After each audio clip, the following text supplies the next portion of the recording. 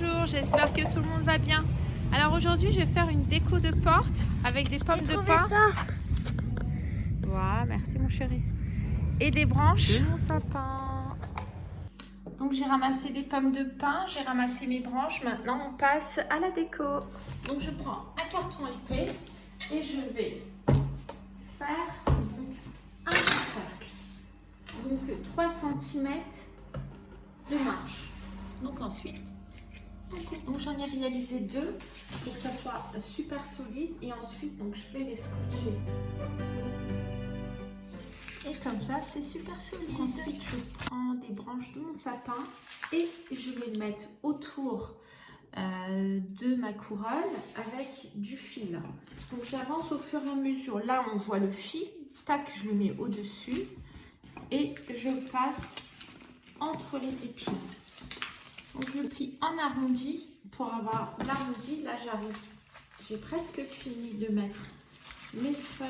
Donc les petites, je les mets dans les petits trous qui restent. Voilà. Alors je vous montre ce que ça donne. Donc déjà avec, on ne voit pas le carton. Alors pour faire des petites bouches, j'utilise du plastique, mais vous pouvez utiliser aussi si vous voulez du papier. Je le serre et je prends du fil de jute et je vais faire une boule tout autour. Presque fini. Donc ça me fait une petite boule. Voilà.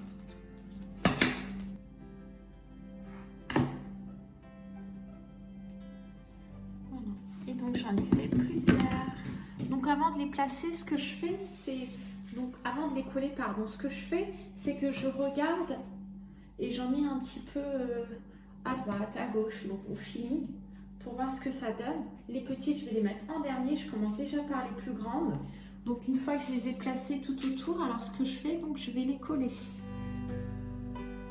Donc ensuite, je prends des pommes de pin et ce que je vais faire, donc je vais les placer pareil, un petit peu partout,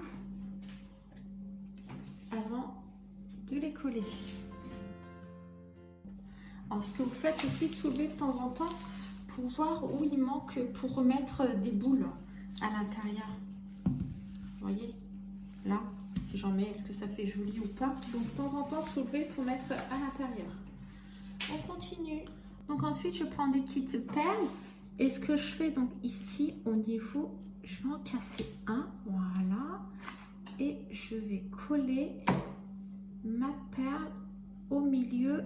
Alors ensuite j'ai des chutes de jute comme ça, mais si vous avez juste un tissu en jute, ça va aussi.